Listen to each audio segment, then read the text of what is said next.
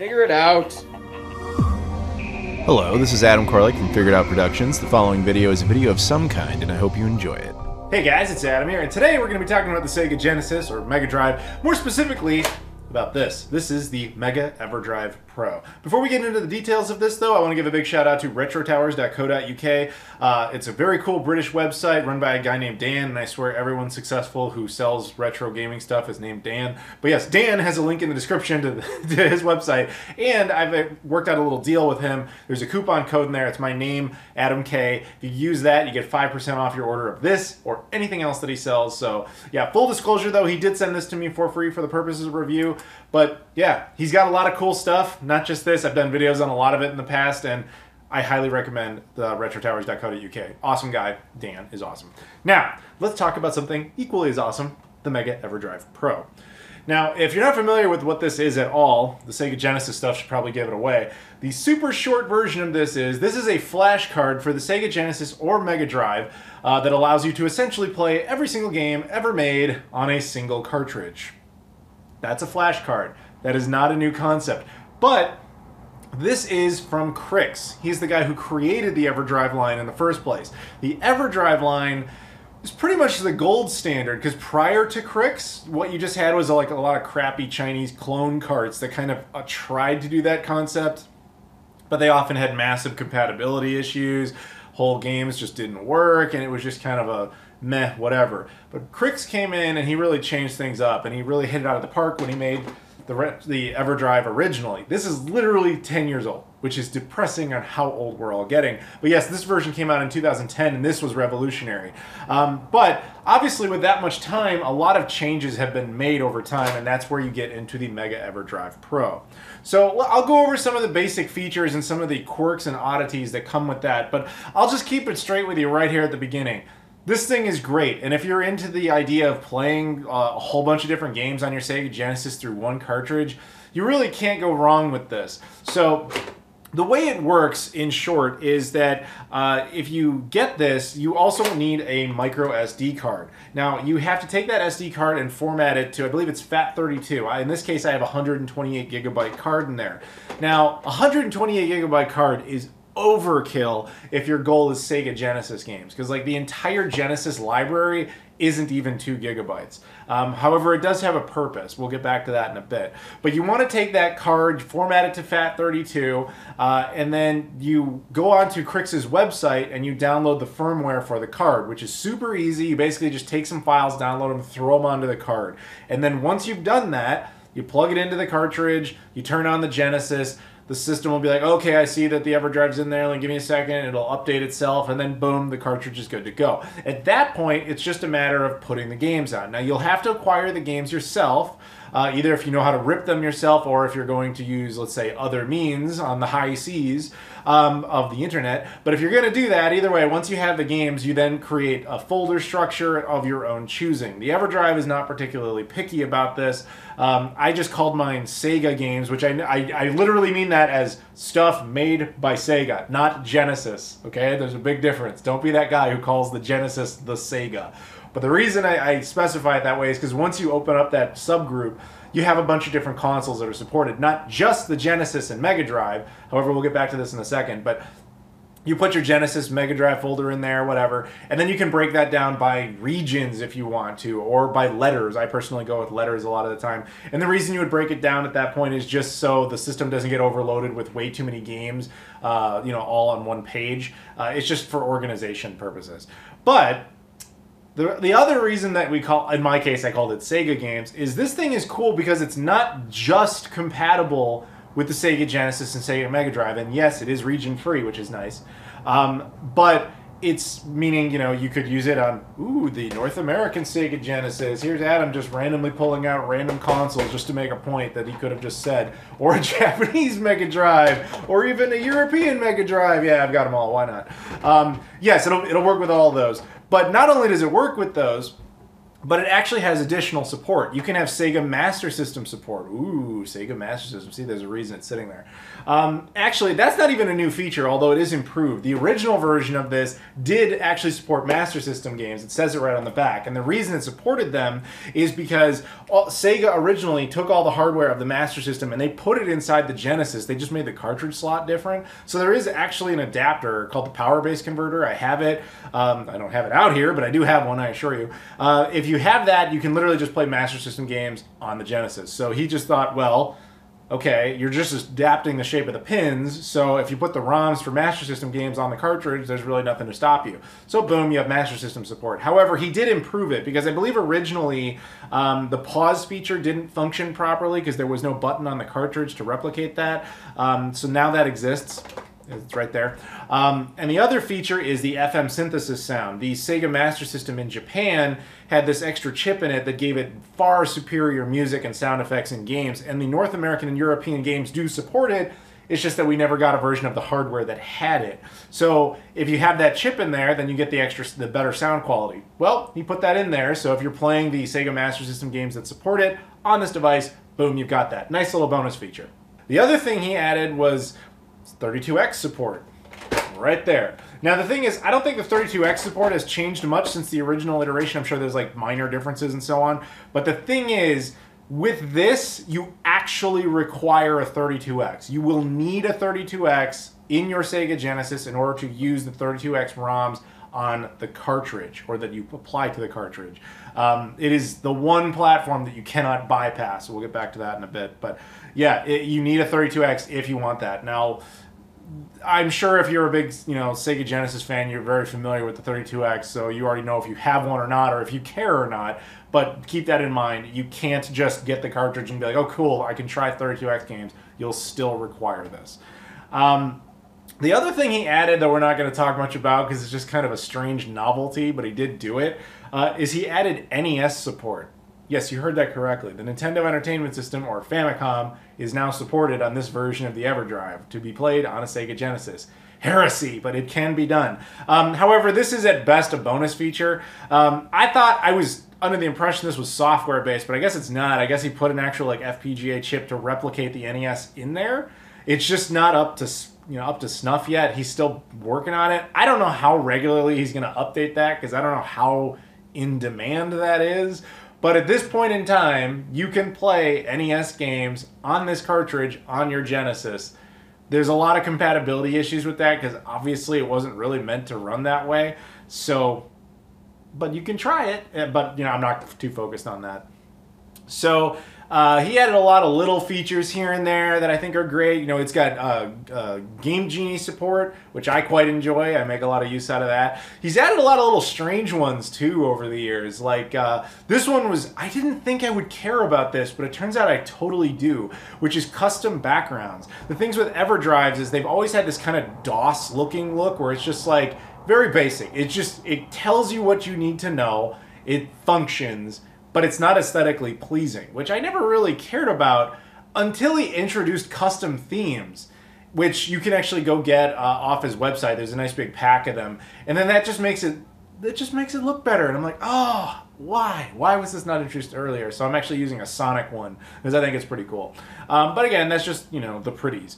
One thing he added that I truly think is just like, man, are you at that point where that's all we have left to work on? Because that's a pretty good point. Is, no joke, there is now a feature in this thing. I can't imagine anybody using this seriously other than just like ironic hipster reasons, but it is a thing. You can now take videos, movies, TV shows, what have you, and play them back on a Sega Genesis. And you might be like, how? Oh, there's a way. It downgrades them to make them look like they play through Sega CD, essentially using the Sega CD's video capabilities to play a modern video. I don't know why you'd want to do that, but you can. It is a thing. I personally will not take advantage of that feature, but I have mad respect for the fact that he's like, yeah, why not? Let's just go ahead and do that. Another thing that's really cool about it actually is the memory card features. Not only can you use this as a memory card for the Sega CD games you have built into it, you can actually treat it as a memory card if you actually want to use a real Sega CD. The RAM card was something Sega actually put out. This exists in there as a bonus feature, so you have that option as well. So this thing is just kind of full of all sorts of cool secrets and tricks and options. It's really quite impressive. So that's a lot of the little garnish. But one of the biggest features, though, is now the Sega CD support. And what's truly cool about that is you don't actually need the Sega CD here. You can play it off of the cartridge. In fact, the Sega CD is a hindrance. We'll get back to that too. But the cartridge now has a full FPGA replication of a Sega CD inside of it. Meaning, if you decide you want to download entire Sega CD games and throw them onto the SD card, you can play them on just a Genesis, which is pretty neat. Because essentially, as far as the Genesis is concerned, the Sega CD is just one additional piece of hardware. So he built a chipset, put it in there, and as far as the Genesis is concerned, that chip is the Sega CD, so there's really nothing stopping it from playing. It's hardware emulation as opposed to, say, software emulation. And it runs very well. I did run into one problem with it, but again, we'll get back to it. Let's talk a bit about certain measures of compatibility. Now, one of the original issues that I mean, there's small things, like originally most games would work, but occasionally you'd run into one that didn't, most notably things like Virtua Racing, because that was a special cartridge. That one does work now. But here's where this gets complicated, and there's a reason you see so many different versions of the console, and trust me, this ain't even all the versions of the Genesis. I've done a lot of videos talking about this, but the thing is, because of how many iterations of the Genesis exist, and how many different add-ons exist in different sequences, to play any of these games requires different combinations. And the one that's actually the most universally compatible is literally just this. A basic vanilla stock Model 1 Genesis is actually the most recommended way to use this cartridge. And the reason for that is simple. If you have a Sega Genesis that has a 32X connected to it, it will not work with the cartridge when you want to play Master System games, nor will it allow you to play Sega CD games. So immediately, by having the 32X in there, you've eliminated 2 of the 4. So that's not good. The irony is you cannot have a Sega CD attached if you want to play Sega CD games. Now, there are certain versions of the Genesis that were never intended to have Sega CD support, and as a result, they get a little quirky when trying to use that feature. So once again, with the Model 1s, with the Model 2 here, you're good. In fact, the reason I recommend a Model 1 over the Model 2 is simply that the Model 1 had better sound, particularly because it has that 3.5mm headphone jack that had stereo support. Most, if not all, of the Model 2s only offered mono support. So typically it's recommended to go with a Model 1. But anyway, the Sega CD games would work on a Genesis Model 2. So like I said, Model 3 here, and the Nomad obviously were not intended for Sega CD support. So what happens when you try to run a Sega CD game on one? And the answer is, it does work, kind of. It'll play the Sega CD games basically consisted of a single data file that was the game, and then a whole bunch of extra files that consisted of music, for the most part. Sonic CD would be a great example of this, where the game is just is really, relatively speaking, not that big, and then it's just the music files that they put in there that actually make and kind of fill out the disc. So the game files will be recognized by the Genesis 3 or the Nomad, and you'll be able to play the game. But the music won't work. The sound won't work. You'll have some in-game sound effects that are built into the game data code, but anything that was considered part of the music CD section of the disc won't work at all. So it's like it kind of works, but it's not really recommended. You'll also run into potential conflicts if you're using things like the Sega CDX or the JVC XI or the Pioneer Laser Active or any of those, like, because Sega did a bunch of combos of the Genesis with the Sega CD in just one piece of hardware. If you have something like this, you can use the 32X, provided you have a 32X, but the Sega CD games will once again not function because it already detects a Sega CD. You see where this gets kind of annoying? It's not Krikz's fault. This is just a limitation of the engineering that went into it originally. So it's just kind of he's dealing with a problem. There's nothing really else you can do. So all of that is to say, This thing is fantastic at playing your Master System, your Genesis or Mega Drive, your 32X, and your Sega CD games all on a single cartridge. What you as the user need to know is which version of the Genesis is ideal. And to basically keep it as simple as possible, the ideal setup, if you want to keep this cartridge and have this be the way to go, is have a Sega Genesis Model 1 for all of your Genesis or Mega Drive, Master System, and Sega CD needs, and just kind of keep a 32X nearby, or even a second Model 1 with a Genesis, second Model 1 Genesis with a 32X nearby, in case you feel like also playing 32X games. And aside from that, that's pretty much it. The other hitch with this, and I don't know if this will ever get solved, is there actually were some games, not many mind you, only 6 actually, that did this, where they combined the Sega CD's capabilities with the Genesis with the 32X. Only 6 games. In fact, only 5 were released here. One was exclusive to Brazil. But they're all FMV games. They are not good games. Nobody really cares about them, but technically they exist. And unfortunately, because of the fact that they require all 3 pieces of hardware, as of now, you cannot run them on this. And I don't know if that will ever get patched out or solved, because I think it would create too many driver conflicts. I'm not really sure. It might actually literally require another attachment. Like, you might have to have this in here and then some sort of other attachment on the side, which is just like, there would be nothing more hilariously fitting for that to be the way to get it to work, is it is requiring yet another attachment. But I don't think anybody's really going to care that much. One thing I should have mentioned earlier in the video is about the Sega Cd Bioses. The Sega CD requires BIOS files in order for you to use it. Now, within the Krikzz directory, the Mega folder, there is actually a folder called BIOSes, and you have to put them in there, and they have to be named a very specific way. There's a set of instructions in there telling you what to do. But to obtain the BIOS files, you're once again going to have to hit the high seas of the internet, if you get my drift. But now I do have one little story about it that I was kind of alluding to earlier that is more of a personal touch. So when I actually got this a couple of months ago, and I even showed it in a pickups video, and my original plan was to do the video relatively quickly. But I ran into a problem. You know, I started playing with it, and Genesis games were working fine, 32X stuff was working fine, Master System stuff was working fine, but I could not get Sega CD stuff to work. And I was just like, did I misunderstand? I thought this thing was supposed to run Sega CD games. Why is that not working? So no matter what I did, I couldn't get it to work. I kept getting this like error screen that just said something about like something defective. I don't even remember what it said. It was a couple of months ago.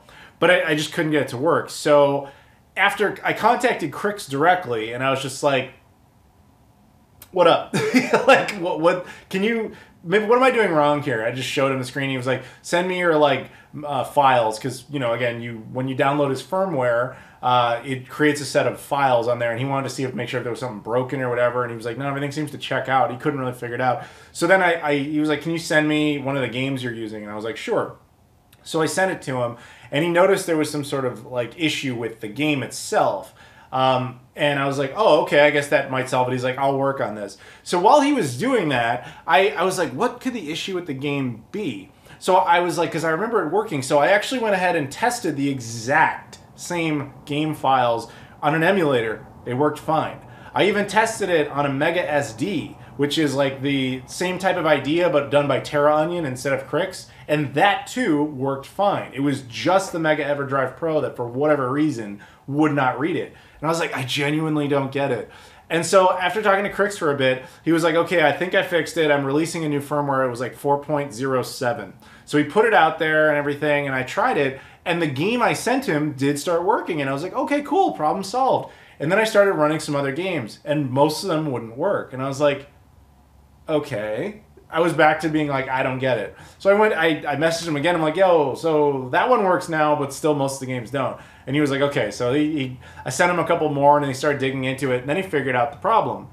So what you guys, if you've been following me for a while, you probably already know this, but with all disc-based games that I acquire, if I can, I rip them to a computer to verify the integrity of the disc, to make sure there's nothing defective on it. Because if you can rip it to a computer, then you know there's nothing wrong with the data. So as a result, I've backed up my entire game collection, which I didn't intend on this, but once all these things like Everdrives and ODEs were coming around, I was like, oh cool, my entire collection's already digitally archived. I'll just throw the files on there and I'll be able to play them. But it was my Sega CD rips that weren't working on the Mega Everdrive Pro, and that was kind of confusing. So he looked at it, and he looked at, there's two files in there. One's called a bin file, and one's called a Q file. A bin file, and that's the format, by the way, that you have to have the Sega CD games in, is the bin file is essentially the entirety of the game data. It's the entire disk. It's a digital duplication of the disk. Whereas the Q file is just a set of instructions to tell whatever is trying to read the bin file how to read it. That's basically all it is. And so he opened up the bin file, which is just a text file, essentially. So I could open it, you could open it, anybody could open it. So I opened it up, and I was looking at it while he was looking at it. And what he said is, okay, so the set of instructions in there has a pathway, which it was set all the way back to the computer I originally ripped it on, which would have been like D:/ the name of the hard drive / the name of the game, right? Which was just a set of instructions. Now, if you play that file on an emulator or the Mega SD, it didn't care. It didn't know what that directory was, but it didn't care because it was just looking for the bin file, and it found it, so it went ahead and played it. But for whatever reason, the Mega Everdrive Pro did care. It couldn't find that pathway, so it didn't know what to do with it, and it wouldn't work. So after the two of us, and mostly him, to be honest, concluded that, he was like, okay, I'll patch that out. So that was how you got the Everdrive firmware update for 4.08, was because he and I were talking about this and trying to make it clear that problem up. So yay, that was my contribution to the firmware updates. But yeah, full disclosure on that. I was having that problem, but now it's fixed. The issue is non-existent because Krikzz was cool enough to support it. And that is one of the best things about the Everdrive line, is that the firmware updates are super easy and readily available. Krikzz just puts them on his website. He'll tweet about it and be like, oh, cool, guys, new firmware update, go nuts. You just go to his website, grab the files, throw them on the SD card, put the SD card in the console, the thing self-updates, and it's like, boom, new features unlocked. So, yeah. That's a long way of saying, Krikzz, you do an amazing job with support, and I appreciate all of your efforts. And so I think that will about do it. I will say that I can highly recommend this if you're in the market for being able to play any of these types of games on original hardware. Just again, keep in mind what some of the quirks are that you will need to remember. And ultimately, I recommend using a Model 1 Genesis or Mega Drive. If you're in Europe, you can go ahead and use that. Again, it is region free. Again, you can use the things like Model 2s. I just don't recommend it because the sound quality isn't quite as good, but obviously it will work. But yeah, anyway, thank you very much for watching. Thank you. Huge shout out to retrotowers.co.uk. Again, link in the description if you want to get this or any of the other stuff they have. Much appreciated. Please check out all the social media stuff, Instagram, Twitter, Facebook of mine. Go support that. I appreciate that. Patreon, whatever. Appreciate that too. Thank you very much for watching, and I'll see you all later.